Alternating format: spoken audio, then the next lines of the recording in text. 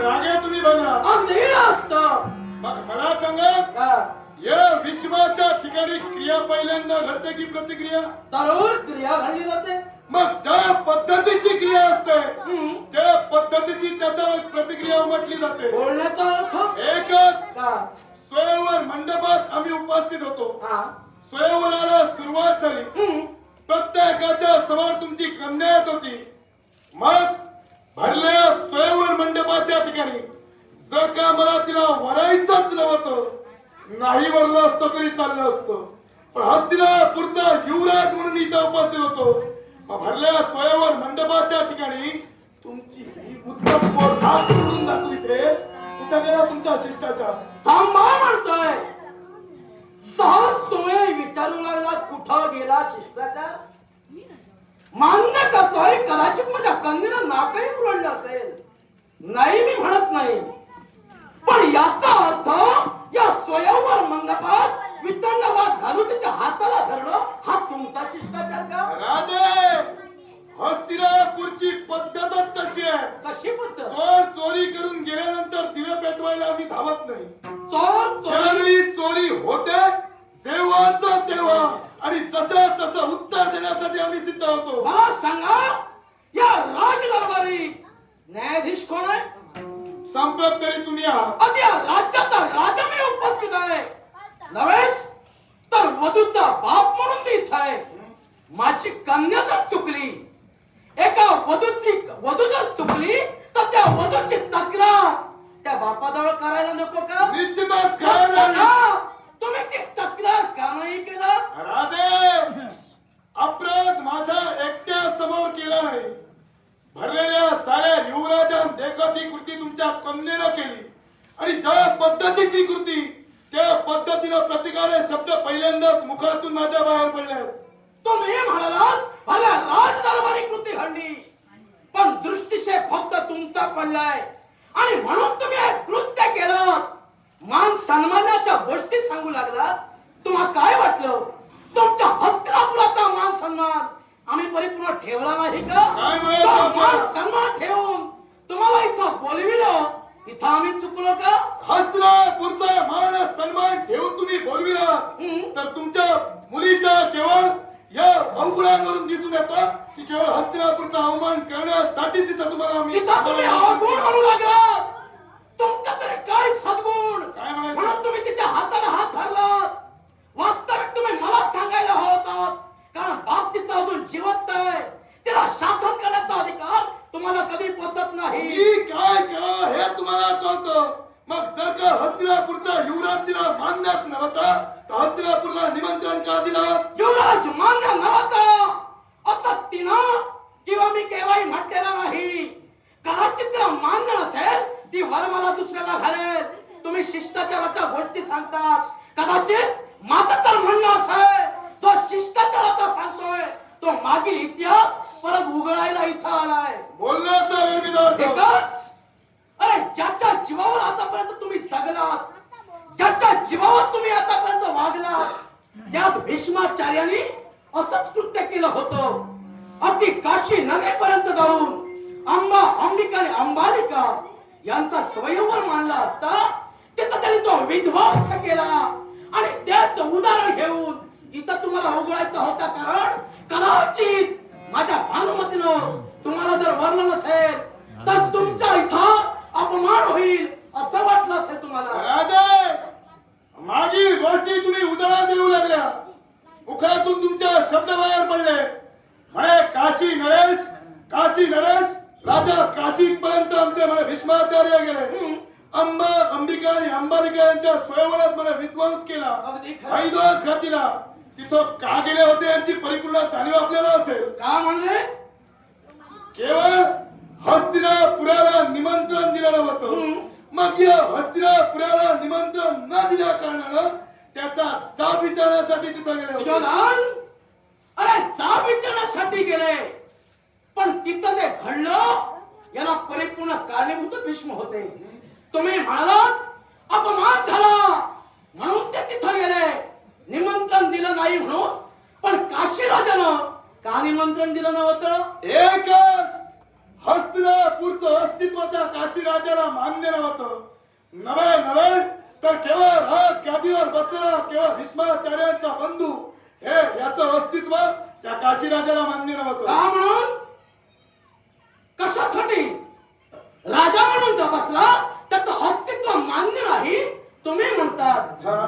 याला कारण एकच, म्हणजे तो विचित्र वीर म्हणून राजा बसला तो होता तो क्षयरोगी, आणि क्षयरोगी असल्या कारणानं हे तुमचं मत असेल.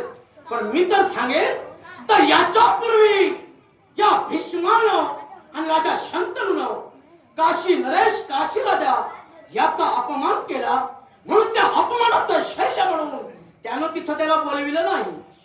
राजे हम्म. केवळ राजा काशीराजांचा अपमान केला म्हणून बोलविले तुमचे शब्द झाले. हम्म. पण ज्यावेळी जाब विचारण्यासाठी गेले त्यावेळी केवळ भीष्माचार्य यांचा बंधू क्षयरोगाने केवळ ग्रस्त होता याचंच कारण त्यांनी पुढे केलं. तुझ्या राजगादीवर बसलेला शास्त्रा तो कुणी असू द्या, केवळ राजगादीवर बसलेला शास्त्राला नव्हे तर त्या राजगादीला निमंत्रण द्यायचं असतं. अगदी मान्य, राजगादीला निमंत्रण द्यायचं असतं, पण ते सख्यत्वाचं नातं होतं. ते सख्यत्वाचं काशी नगरी आणि हस्तिनापूर हे नातं तार दिवशी राजा शंतनू देवा तोडिलो. त्याचा अपमानाचं शैल्य अगदी राजा काशीच्या अंतरामी होतं. कारण राजा काशी यांची भगिनी याची जवळीक सोयरीक अगदी साधण्यासाठी राजा शंतनू पर्यंत राजा काशीच्या वेळी आला. मागणी होती ते फक्त एकच, जो देवव्रत होता त्या देवव्रता समवेत आपल्या बहिणीचं लग्न व्हावं. बहिणीचं लग्न ही इच्छा, पण राजा शंतनूनं तिथवर त्याचा अपमान केला. अपमान झाल्या कारणानं त्या अपमानात त्यांनी नकारही दिला. म्हणूनच राजा काशी राजा अपमानित होऊन माघारी गेले आणि त्याच कारणामुळं त्यांनी निमंत्रण दिलं नाही. ती राजानं क्रिया केली त्याच्यावर त्यांची प्रतिक्रिया होती. आता तो विध्वंस करण्याच्या उद्देशानं भीष्म तिथं गेले होते ते फक्त स्वार्थासाठी. मुखातून शब्द बाहेर पडले. भीष्मांनी केलेल्या क्रियेवर त्यांनी प्रतिक्रिया उमटवली. मग संप्रत तुमच्या कन्याकडून जी क्रिया घडली त्याच्यावर मी प्रतिक्रिया उमटली. काय चुकलं माझं? आणि त्याच प्रतिक्रियेवर मी माझी प्रतिक्रिया उमटवली. यात माझं काय चुकलं खरं? संप्रत माझी पावलाईवर पडली ती स्वयंवराचा आस्वाद घेण्यासाठी. पण जर का हस्तिनापुराच्या युवराजाचा धडधडीत अपमान जर का तुम्ही करत असाल अशा क्षत्रियाला जिवंत सोडता एक वेळ शून्यता तुम्ही होता, तर त्या शून्यपणानं माझ्या कन्याला जर माफ केलं असतं, मोठ्या मनाला सांगितलं असतं तुमची कन्या चुकली, अहो तुमचे वेळात राजाला पाय सुद्धा धरले असते. पण माझा सन्मान हे तुम्ही केव्हा ठेवू शकत नाही. कारण ज्यावेळी तुझा बाप म्हणजे धृतराष्ट्र याचं लग्न तेव्हा होत नव्हतं, त्यावेळी या भीष्मानं जबरदस्तीनं हे सुद्धा लग्न स्वतःच्या स्वार्थासाठीच लाविलं. काय म्हणायचं स्पष्ट करून एकच मला सांग, तुझे मामा किती? माझे मामा दोन. कोणते?